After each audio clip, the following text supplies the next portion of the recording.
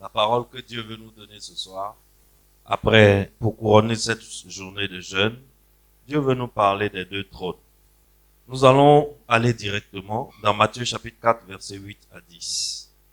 Le diable le transporta encore sur une montagne très élevée, lui montra tous les royaumes du monde et leur gloire, et lui dit, « Je te donnerai toutes ces choses, si tu te prosternes et m'adores. » Jésus lui dit, « Retire-toi, Satan, car il est écrit, tu adoreras le Seigneur ton Dieu, et tu le serviras lui seul. » Où Jésus est sorti du désert, après 40 jours de jeûne, et le diable est venu, et ce jour-là, le diable a tenté Jésus-Christ 3 fois.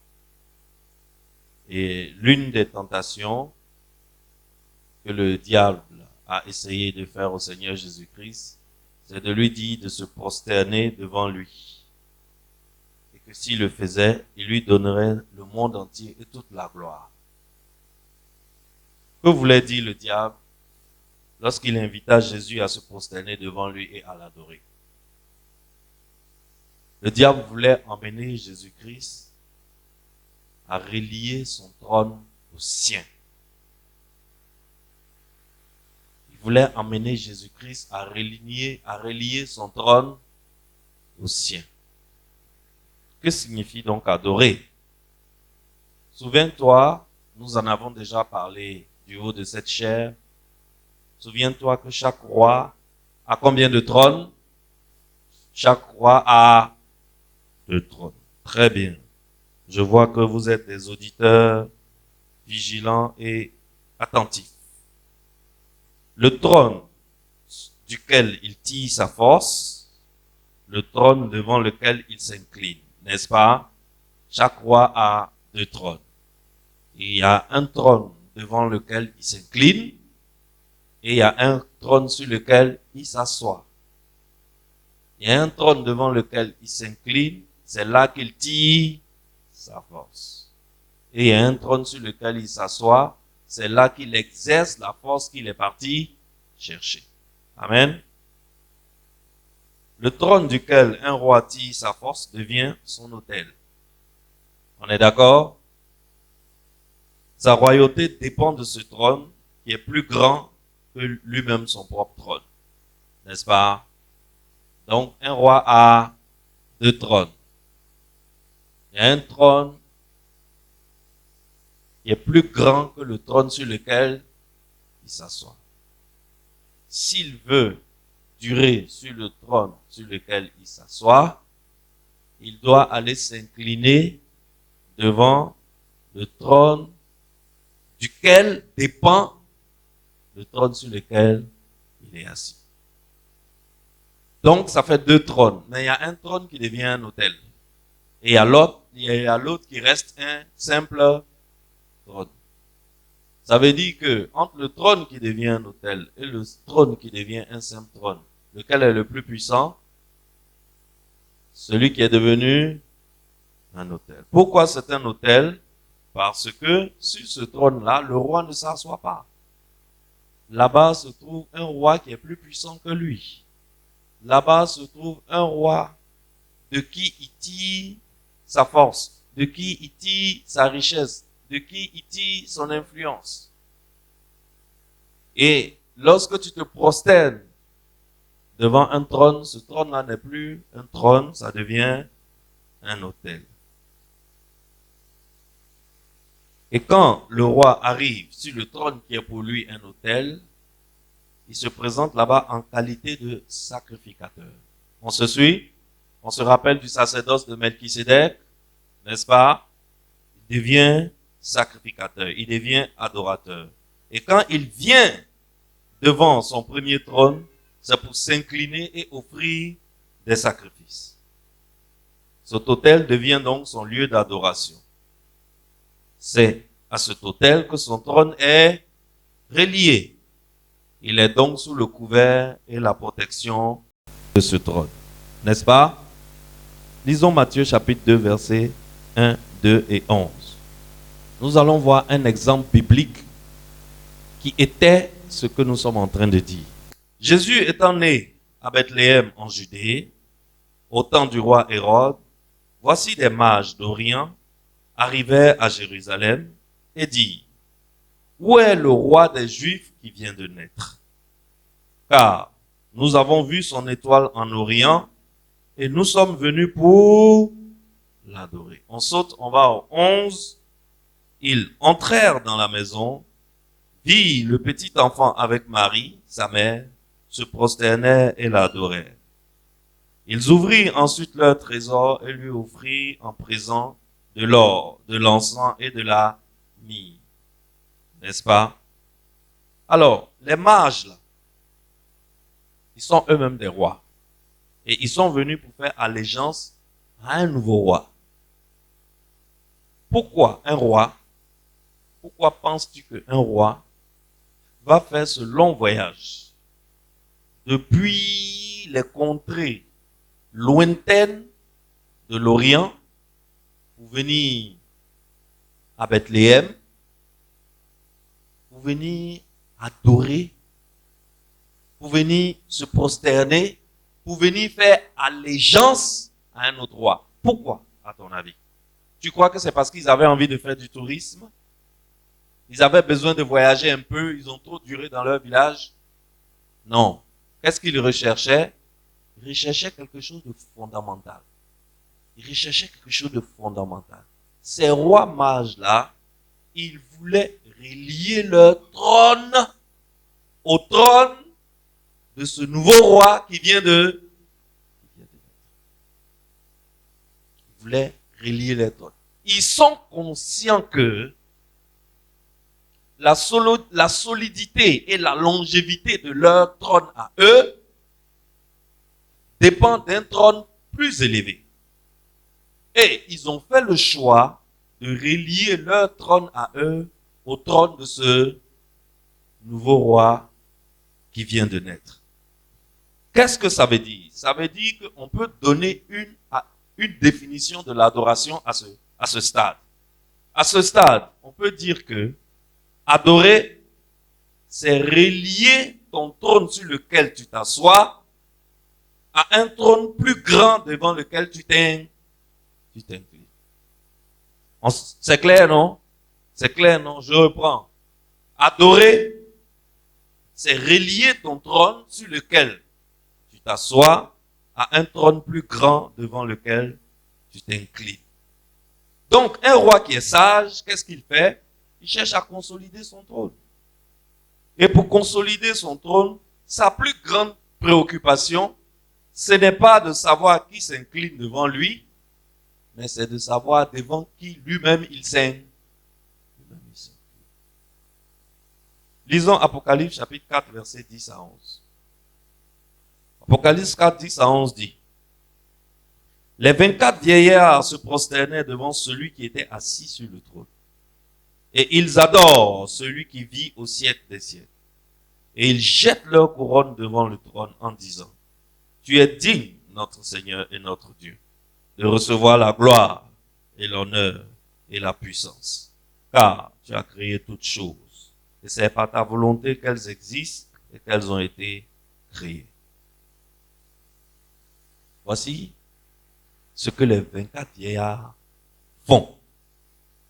Ils s'inclinent devant un trône. Et ils adorent devant ce trône.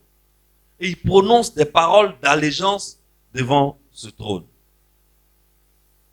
Et le roi sage dont je parle, quand je dis un roi qui est sage, qui veut consolider son trône et son règne, qu'est-ce qu'il cherche? Il cherche plutôt le trône devant lequel il s'incline, plutôt que de savoir qui vient s'incliner devant lui. Le roi dont je parle là, c'est de qui je parle? En réalité, je parle de toi. Quand je parle de ce roi, c'est de toi que je parle. Parce que la Bible dit que tu es un roi et un sacrificateur. La Bible dit, Jésus a versé son sang pour nous. Et grâce à ce sang, Dieu a fait de nous des rois et des sacrificateurs. Alors, tu es un roi. Tourne-toi vers ton voisin, dis-lui, voisin, tu es un roi. Amen. Alors, le premier trône, c'est le trône duquel tu dépends en tant que roi, là où tu tires ta force. Le deuxième trône, c'est le trône sur lequel tu t'assois pour exercer ta force. Ça veut dire qu'un roi qui n'a pas un premier trône duquel il tire sa force, sa royauté ne peut pas prospérer. On est d'accord?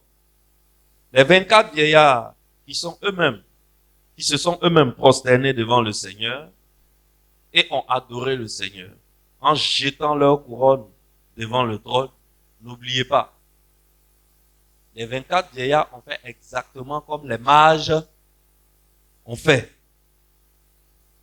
Les mages étaient eux aussi des rois. Les 24 vieillards étaient eux aussi des rois. Mais par le biais de l'adoration, qu'est-ce que ces deux groupes de personnes ont fait?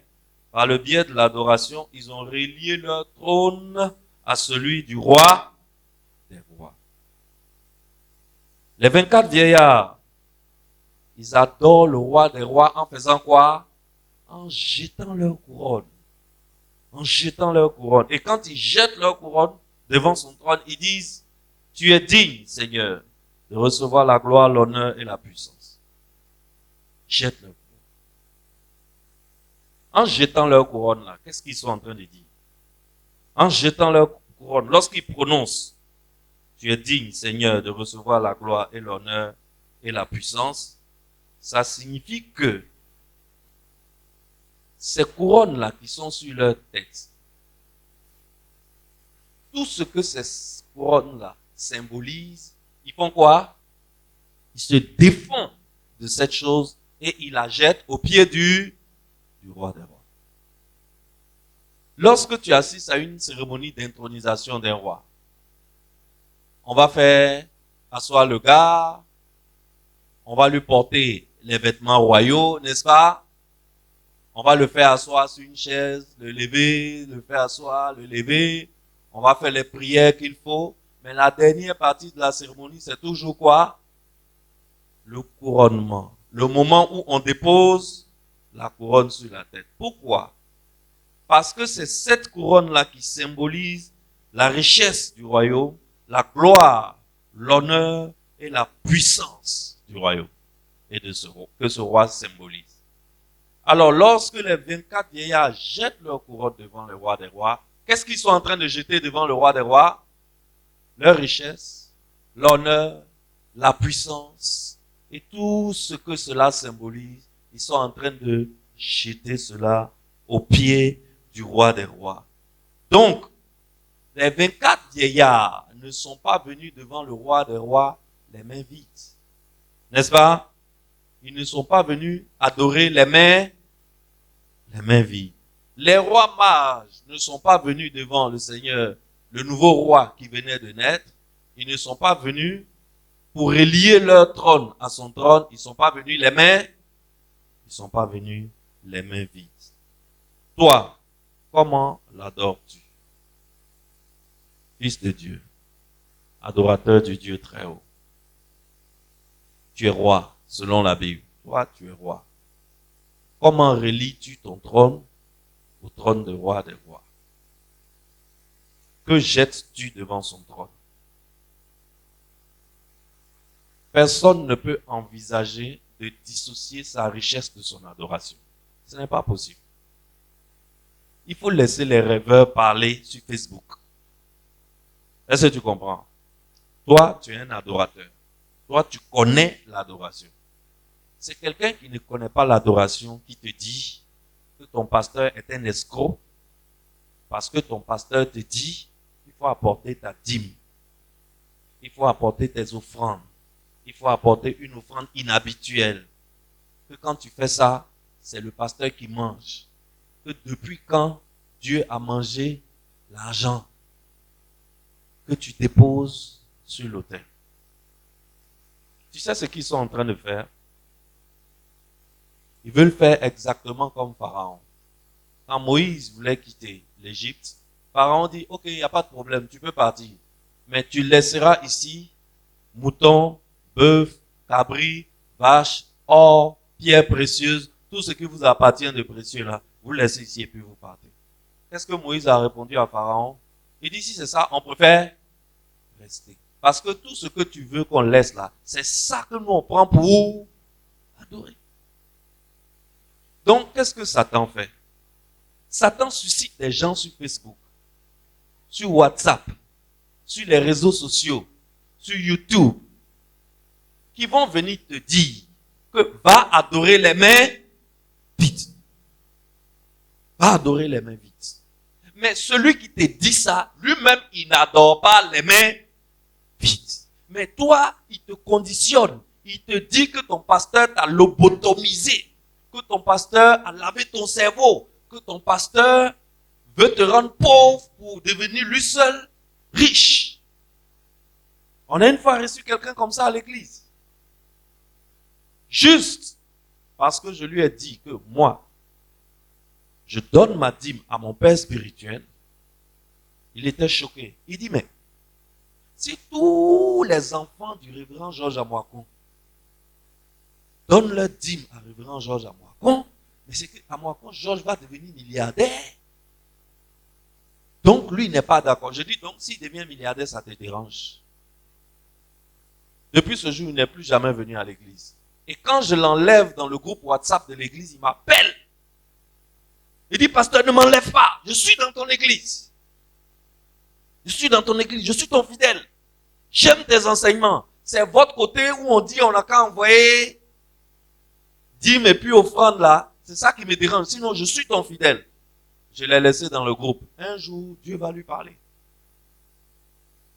Mais, mon ami, partout dans la Bible où il a été question d'adoration, il faut forcément un sacrifice. Aucun autel ne peut te répondre si tu ne mets pas un sacrifice sur l'autel. C'est ce que les 24 vieillards ont compris.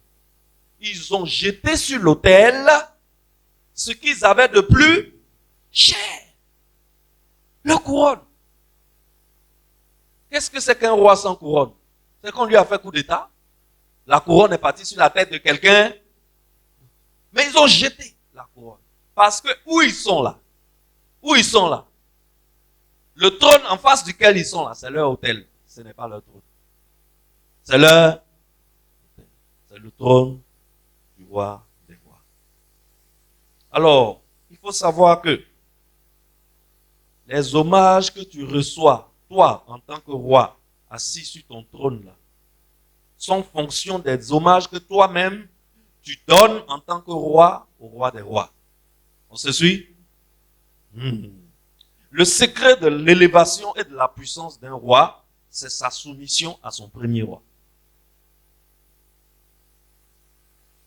Tout ce que le roi fait envers le premier roi, c'est ça qui lui revient. Est-ce qu'on se suit? Le comportement que tu as lorsque tu es en face de ton premier trône, c'est ce comportement-là qui fait quoi? Qui revient sur toi lorsque toi aussi tu es assis sur ton trône. C'est très, très, très important. Tout ce que le roi fait à Dieu, le respect qu'il lui donne, l'obéissance, les hommages, la soumission, les sacrifices, les honneurs, les offrandes, ça revient sur lui. Ce que tu lui donnes, c'est ça qui te revient. Alors, quand tu es enfant de Dieu, et tu lui dis, Seigneur, à toi la gloire, à toi les honneurs, la louange, tout ce que tu lui dis là, ça te revient. Ce n'est pas seulement l'offrande qui te revient. Mais tout ce que tu lui dis là, ça te revient. C'est pourquoi quand tu es devant lui, il faut dire de bonnes choses. Parce que ça va te revenir, mon ami. Il faut dire de bonnes choses. Quand tu es en train d'adorer, il faut choisir les paroles que tu vas prononcer. Ce que tu aimerais que ça t'arrive toi-même sur ton trône là. Prononce ça au roi des rois. Dis-lui. En ce moment, j'ai un chant qui est tout le temps dans ma tête. Ça me suit depuis plusieurs semaines. Tu es notre Dieu. Oh, oh, oh, oh, oh. Quand ce chant je ne sais pas, ça doit faire plus de 2 semaines. Il est impossible que je fasse mon adoration du matin sans ce chant. Il y a d'autres chants qui viennent. Mais ce chant-là, il est incontournable. Avant ce chant, c'était ce que Dieu a fait pour moi. De Jean-Jean, n'est-ce pas? À l'agneau immolé.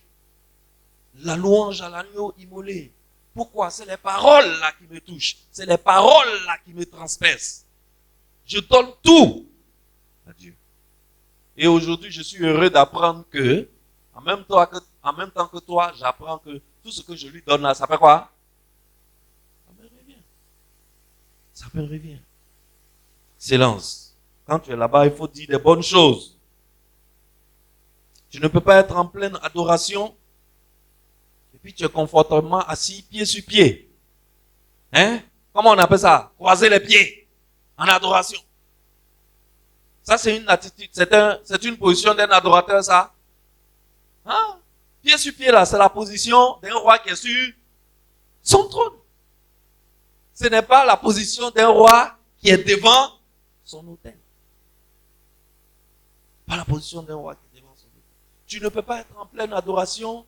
On est en pleine adoration à l'église. Je suis ton portable. Mais c'est incroyable. Aujourd'hui, la plupart des églises ont leurs cultes qui sont filmés, qui sont sur YouTube ou bien Facebook. Et c'est incroyable ce que tu vois, parfois. C'est renversant. En pleine adoration, en plein sacerdoce direct. J'ai une fois vu une dame qui jouait au solitaire. Et le caméraman, je pense, je ne sais pas quel sentiment l'a animé, il a zoomé sur le portable en pleine adoration. Jolie jeune dame, potelée comme ça, à Pochou. Elle jouait au jeu de solitaire, 4 là. Elle jouait en pleine adoration. Mais c'est incroyable, tu n'as rien compris. Mais écoute, toi aussi quand tu seras sur ton trône là, il ne va t'arriver que des histoires de jouer 4. Parce que ça te... Toute ta destinée sera jouée en 4. En gagné, perdu. Ça te revient. C'est pour cela, Dieu n'accepte que l'adoration des rois. Si tu n'es pas roi, Dieu n'accepte pas ton adoration. Pourquoi? Parce que c'est les rois qui connaissent le protocole royal. Il faut un roi pour adorer un autre roi. Un esclave ne peut pas adorer un roi. C'est pour cela que Jésus-Christ est venu pour faire de nous des rois. Pour que nous puissions être aptes à adorer le roi des rois, il faut que nous-mêmes nous soyons d'abord. C'est ce que le sang de Jésus-Christ a fait pour nous à la croix. Et c'est ce que nous allons nous remémorer dans moins de 10 jours, à la Pâque. C'est ce qui s'est passé ce jour-là. On est passé de l'esclavage à la royauté. Excellence. Alors, tu ne peux pas être roi et adopter une attitude d'esclave en pleine adoration. C'est pas possible. Alors, ton adoration, c'est ton sacerdoce envers Dieu, en tant que sacrificateur. C'est un sacrifice de louange. C'est le fruit de nos lèvres. Partout où tu te trouves, quel que soit ce que tu es en train de faire, laisse l'adoration couler de toi. Laisse l'adoration. Il faut qu'il y ait un chant d'adoration, qui t'ait marqué le matin. Dans ton rendez-vous quotidien, sur ton autel avec Dieu. Et ce chant-là, c'est vrai que tu as chanté plusieurs chants, mais celui-là, il est resté. Toute la journée, quel que soit ce que tu fais, laisse ce chant-là couler en toi. Tu peux le fredonner à haute voix, tu peux le chanter intérieurement. Je peux être à côté de toi en train de chanter et puis tu ne sais pas. Loue-le, élève-le, célèbre-le, chante-lui des hymnes d'amour, élève son nom, parce que tout ce que tu fais, ça te revient. Et le principe, le magnifique principe qui est à cet endroit, je vais te le montrer. Le principe, c'est qu'il est impossible pour une personne de se prosterner devant deux choses à la fois. Retiens ça. personne ne peut se prosterner devant deux choses à la fois. Alors, comme il est impossible de se prosterner devant deux choses à la fois, si tu te prosternes devant Dieu, tu n'auras plus jamais à te prosterner devant autre chose que Dieu. Est-ce qu'on est d'accord? Si tu te prosternes devant Dieu, tu ne vas jamais te prosterner devant une situation ou devant un homme. C'est pas possible. Parce que tu ne peux pas te prosterner devant deux choses à la fois. Mais si tu ne te prosternes pas devant Dieu, tu risques de te prosterner devant une situation. Une maladie peut te faire te mettre à genoux. Une situation de galère peut te faire te mettre à genoux. Un homme peut s'asseoir sur ta vie et sur ta respiration jusqu'au point où tu vas devenir son esclave. Tout simplement parce que tu ne t'es pas prosterné devant Dieu. C'est pour cela que tu as laissé cette possibilité ouverte. Alors, Excellence, habitue-toi à te prosterner devant Dieu et tu ne te prosterneras plus devant un problème. C'est pas mieux. C'est pas mieux. Te prosterner devant Dieu. Tu ne vas plus te prosterner devant un problème. Chez nous, là, quand on veut faire du mal à quelqu'un, on lui donne une maladie. La maladie, là, il va à l'hôpital. On fait scanner. On dit, on a rayon X. On dit, on a rien vu. Échographie, on dit, on a rien vu. IRM, on dit, on n'a rien vu. Je ne sais pas c'est quel système de radiologie qui existe encore. Les gens ont l'argent, ils ont les moyens, mais ils vont dans tous les hôpitaux du monde, on dit, il n'a rien vu, mais le gars souffre, il est en train de mourir. Souffre, il pleure, il maigrit, il est en train de finir. Il se prosterne devant une situation de santé. Si tu te prosternes devant Dieu, aucune situation de santé ne viendra te faire te prosterner. Dis-moi Amen. Alors, à la maison ou à l'église, quand tu adores, ne regarde pas à ton voisin. Ne regarde pas à ton voisin. Si tu as envie de te coucher par terre, couche-toi par terre. Couche-toi devant le roi des rois. Couche-toi par terre devant lui sans problème. Si ton voisin te regarde bizarrement, c'est son affaire. Tu n'es pas venu à cause de ton voisin, tu es venu à cause de celui qui est assis sur ton premier trône. Alors quand le chant te touche, tu veux venir sur l'autel, viens sur l'autel, tu vas te coucher. Prosterne-toi devant lui. Si le chant te touche, que tu veux pleurer, pleure! Pleure! C'est autorisé. C'est autorisé. Pleure abondamment. Ça ne va pas te rabaisser. C'est seulement devant le roi des rois que tu peux pleurer sans te rabaisser. Exprime l'amour qui est dans ton cœur devant lui. Ta louange et ton adoration, ça ne doit pas être seulement le dimanche matin et le mercredi soir. Les 30 minutes que Nadège et son groupe nous font là. C'est seulement en ce moment-là que tu dois adorer. Parce que toi, qu'est-ce que tu cherches? Tu veux relier ton trône au trône du roi des rois. Donc tu ne peux pas attendre Nadège pour adorer. Tu dois l'adorer tous les jours. Chaque matin, donne-lui un chant. Ça ne veut pas dire que c'est un Dieu à qui on ne demande pas quelque chose. Mais ça veut juste dire qu'il y a un temps pour demander. Le temps de louange là, le temps où on essaie de lier son trône au trône de Dieu Tout-Puissant là, en ce moment-là, on ne fait pas demande et supplication. On ne fait que le louer. C'est de cette façon qu'on peut adorer aussi sans chanter. N'est-ce pas? On peut adorer sans chanter. Et on peut chanter aussi sans adorer. Ils sont beaucoup à Abidjan, non? La Côte d'Ivoire est une usine d'artistes qui chantent sans adorer. N'est-ce pas? C'est le mot pacho. C'est ça, non? Est-ce que ça, c'est adoration? C'est pas adoration. Le plus important, c'est qu'un adorateur ne doit jamais se séparer de son adoration. Chaque personne que tu vois sur la terre ici, qui a de l'influence, qui a du pouvoir, qui a une grande personnalité, il a un trône duquel il tire sa force. Et très souvent, ce n'est pas le trône du roi des rois, pas le trône de Jésus-Christ, qui est leur premier trône. Donc toi, dont le trône de l'agneau est ton premier trône, normalement, il n'y a aucun trône qui peut écraser ton trône. C'est ça qui est la vérité. Alors, aucun trône n'est au-dessus de ton premier trône. Dis-moi amen. Aucun. Si tu percutes ça, ta vie change. Ce que je dis là, si tu rentres dedans, si tu médites ça, tu rentres ça dans ton cœur, que tu comprends ça, c'est fini. Ta vie change. Ta vie n'est plus comme avant. Apporte du marché.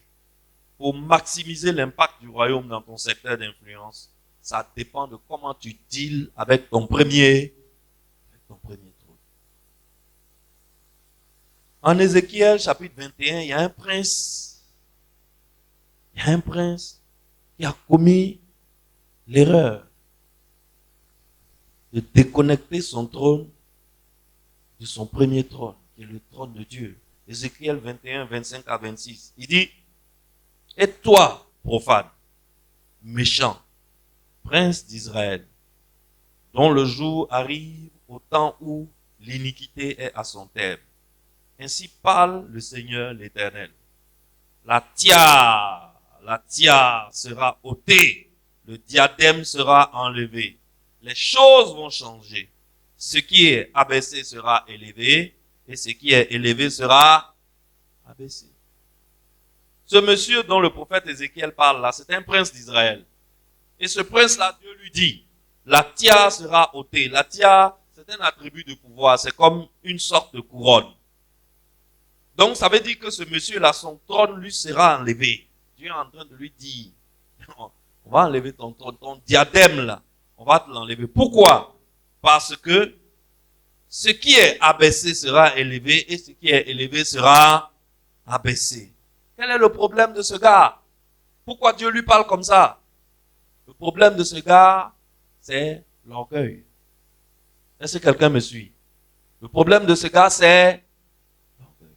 Voilà quelque chose qui va nous tuer, nous les chrétiens d'aujourd'hui. On est orgueilleux. On est orgueilleux. Et on est suffisant, arrogant. Je me suffis. Tu vas me faire quoi? Toi, tu peux me donner quoi? Parce que Dieu nous a permis d'acheter 2 voitures et d'avoir une maison à crédit qu'on est en train de payer. On a encore 20 ans pour payer. Mais tu peux pas de son orgueil. Je suis propriétaire de ma maison. Et Dieu dit, comme tu ne reconnais plus que la maison là, ce n'est pas pour toi, mais c'est pour moi. Comme tu ne reconnais plus ton premier trône, qui est mon trône, et que maintenant que tu es fort et prospère, tu ne connais plus la source de ta force et de ta prospérité, et maintenant tu penses que tout dépend de toi, et que c'est toi-même qui es à la base de tes succès, Dieu va te rappeler que tu te trompes. Pour cela, ta couronne te sera enlevée et ton diadème sera retiré. Et tu vas voir d'où vient réellement ta royauté.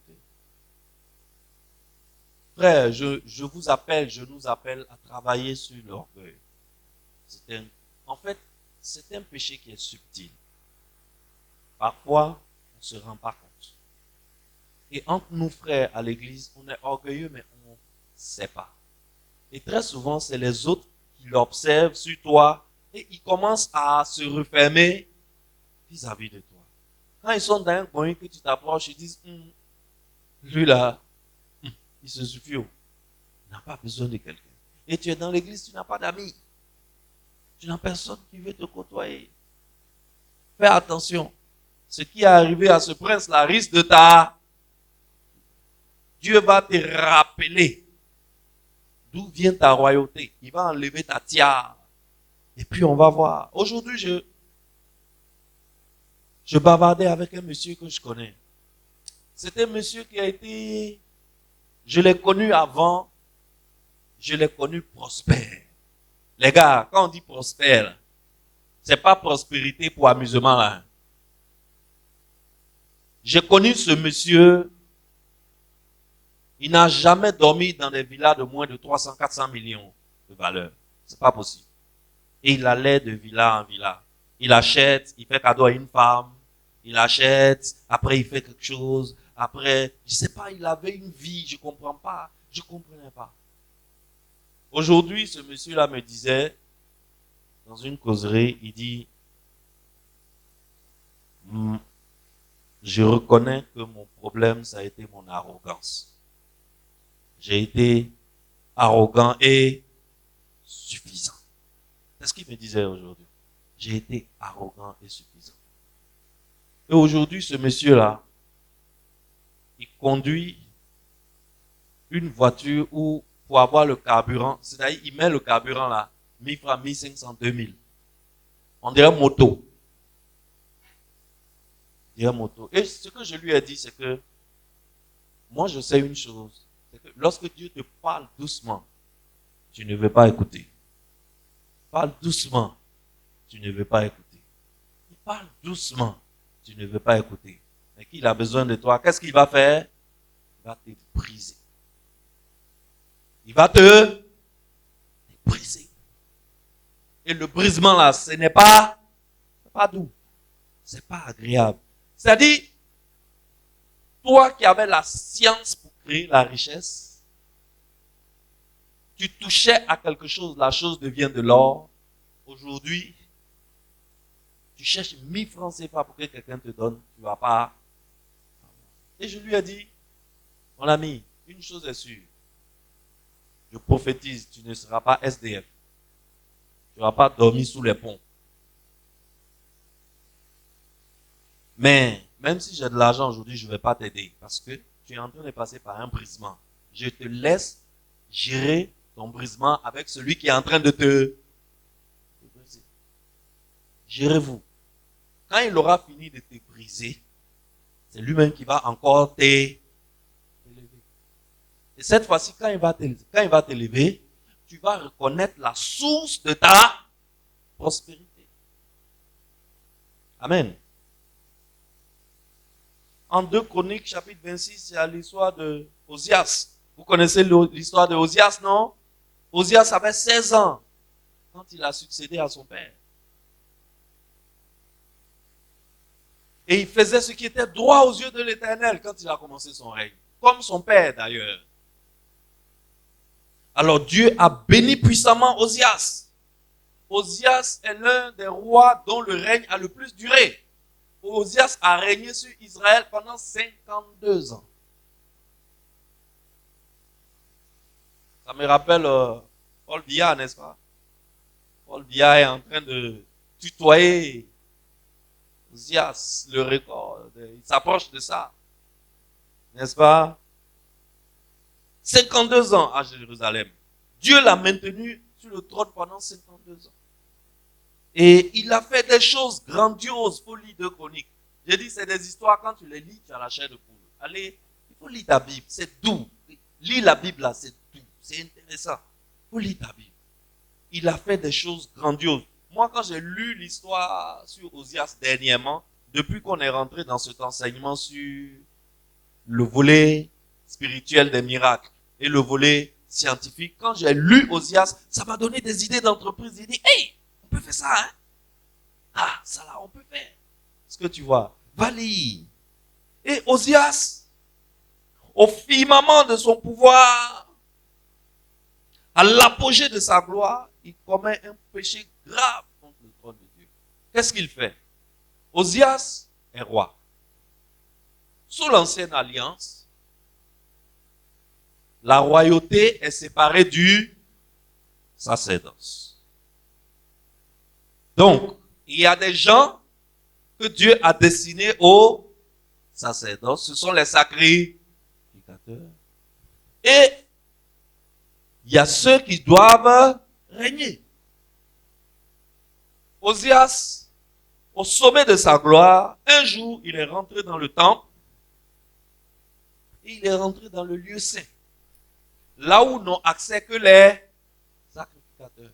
Les sacrificateurs là même, avant d'entrer dans le lieu saint, il y a un vêtement spécial qu'ils portent. Ils changent de vêtements. Ils ont une loge où ils rentrent, ils portent un vêtement spécial pour rentrer dans le lieu saint.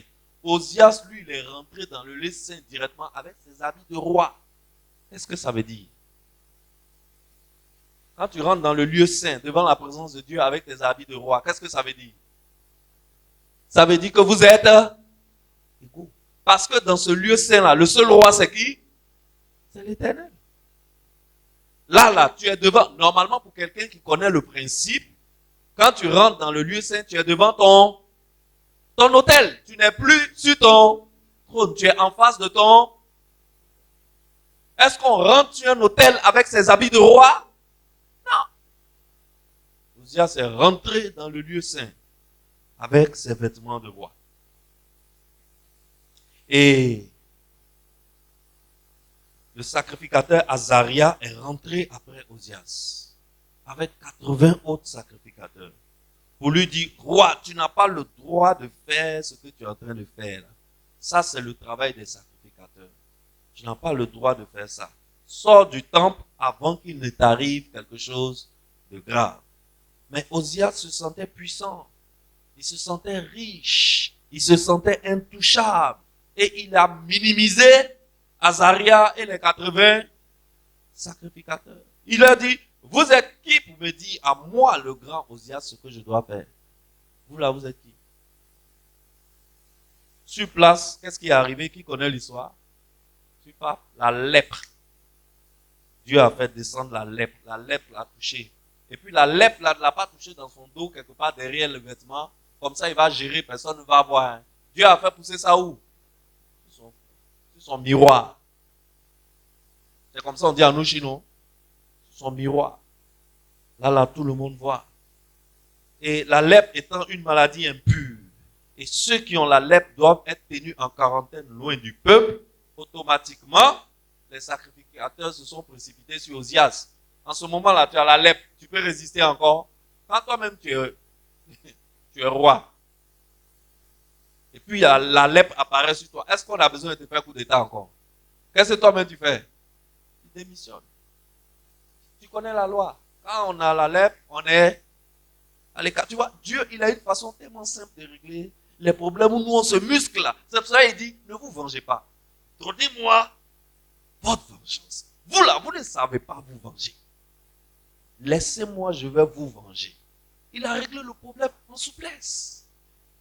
Souplesse.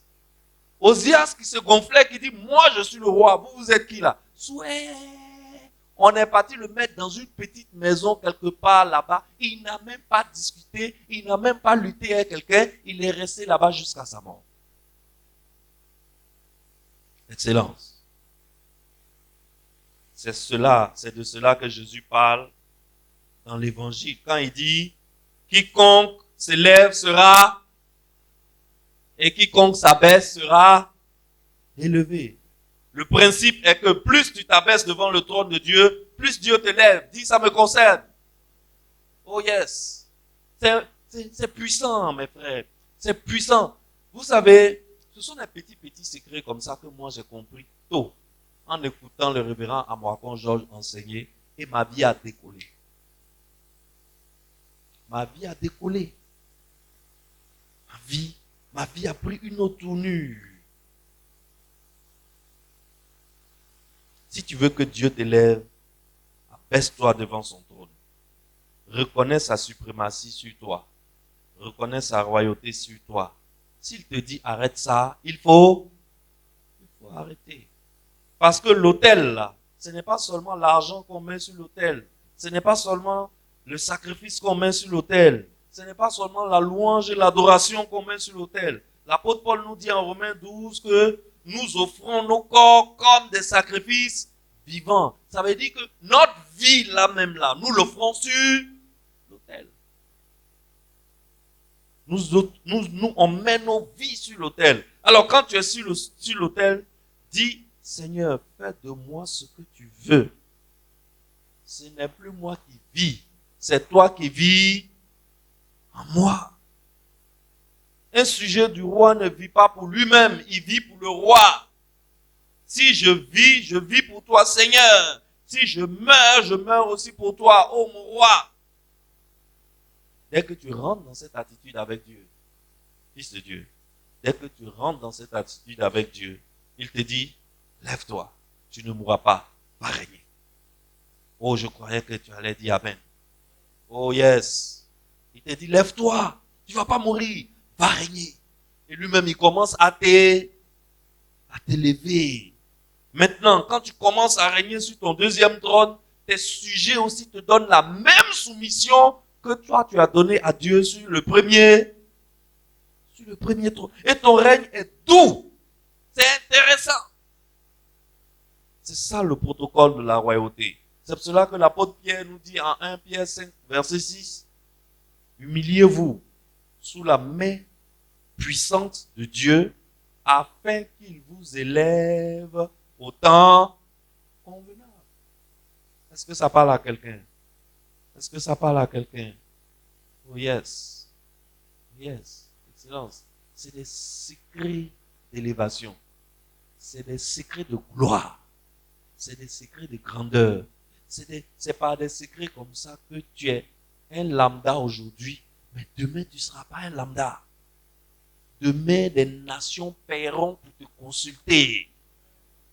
Demain, des entreprises entières viendront prendre crédit chez toi seul.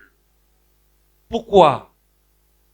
Tellement tu t'es prosterné devant Dieu, tellement tu t'es soumis devant Dieu, tellement tu t'es fait petit devant Dieu. Dieu t'a élevé au-dessus de tes espérances. Excellence. Il faut apprendre à adorer chez toi. Il faut apprendre à connecter ton trône au trône de Dieu. Il faut apprendre à adorer dans toutes les situations. Tu peux être couché à côté de ta femme, tu adores sans la réveiller. N'est-ce pas? Comme je disais tout à l'heure, tu peux adorer sans chanter. Tu peux adorer sans chanter. Tu peux chanter à l'intérieur de toi. Tu peux adorer en silence. D'ailleurs, la meilleure adoration qui s'appelle la contemplation, ça se fait en silence. Et c'est pas pourquoi nous les évangéliques, on aime le bruit comme ça. Comme si on avait un Dieu qui était sourd, qui n'entend pas. Pourquoi? Tu sais pourquoi on aime le bruit comme ça? Je vais te dire pourquoi. On aime le bruit comme ça parce qu'en réalité, ce n'est pas une adoration pour lui. C'est une adoration hypocrite pour nous mettre en spectacle. Pour que les gens disent, hé, le gars là, il aime Dieu des. Hé, la femme là, elle aime Dieu des. Et là, donc, te met en spectacle. C'est pas de ça qu'il s'agit. Mon ami, depuis que Jésus-Christ est mort pour toi et que son sang a coulé à la croix, dans ta vie, tout est possible. Tout. Même les prophètes prophétisent sur toi, ils te disent des choses, tu dis c'est impossible. Ce n'est pas impossible. Tout est possible. Dis-moi, Joseph dans la maison de Potiphar, il pouvait savoir qu'il était en route pour devenir premier ministre d'Égypte. C'est incroyable ce que Jésus-Christ a fait pour nous. C'est incroyable ce qui peut t'arriver. Ça ne dépend pas de ton âge. Ça ne dépend pas de tes diplômes. Ça ne dépend pas de ton argent. Mais ça dépend de la façon dont tu te prosternes devant ton premier trône. Là se trouve le secret d'élévation d'un roi. Amen. Prosterne-toi devant Dieu. Tu n'auras plus à te prosterner devant un homme. Tu n'auras plus à te prosterner devant un problème. Dis-moi Amen. Alors, Excellence, relie ton trône au trône de Dieu. Ça se fait partout. Ça se fait chaque jour. Ça se fait chez soi à la maison. Ça peut se faire à l'église. Mais n'attends pas les 30 minutes d'adoration de Nadège et de la voix de la destinée pour adorer. Va devant son trône. Et sache aussi qu'on ne se présente pas devant le trône en tant qu'adorateur les mains vides. quelqu'un te dit qu'on adore sans sa richesse, il ment. Tu ne peux pas dissocier ta richesse de ton adoration. C'est faux. Quand au ciel, on adore Jésus-Christ et on lui dit, à toi la puissance, à toi la richesse, la sagesse, la force, l'honneur, la gloire et la louange. Mon ami, la puissance là, c'est l'argent. La richesse là, c'est l'argent. La sagesse là, c'est l'argent. C'est ta richesse. C'est ta fortune. Pour que Dieu t'emmène à ce niveau dans la vie, ça dépend de ton attitude devant ton premier. Alors, Excellence, connecte ton trône au trône de Dieu. Tout ce que tu fais sur le trône de Dieu, ça te revient. Amen. Ça te revient. La soumission que tu fais sur le trône de Dieu, ça te revient. Les louanges, la richesse, les offrandes que tu laisses sur le trône de Dieu, ça te revient. Amen. C'est un secret puissant. C'est seulement dans 21 jours de jeûne et de prière que Dieu peut toucher ton cœur pour que tu captes une affaire comme ça. Tu as capté ça là. Les gens ne vont pas comprendre ton ascension. Il faut aller à la maison de la destinée. Tu leur dis comment Jules Dotsou aujourd'hui, comment Jules Dotsou est rentré à l'église de la maison de la destinée, et là où il est aujourd'hui, là, si une seule personne a pensé que c'était possible, il faut demander. Si tu demandes à ma femme, tu vas dire, oh, c'est son mari, elle a mis bouche sucrée. Va au siège, va te renseigner. Les gens disent pour toi là, c'est incroyable. J'ai compris. J'ai compris et j'ai appliqué. J'ai appliqué. Et je pense que ce n'est que le commence. Ce qui vient là est plus grand. Amen. Et on va rentrer dedans ensemble. Amen. Est-ce que tu peux dire merci à ce Dieu? Amen. Alléluia. Dis merci à ce Dieu merveilleux. Il est venu mourir pour nous, pour que toutes ces choses soient possibles dans nos vies.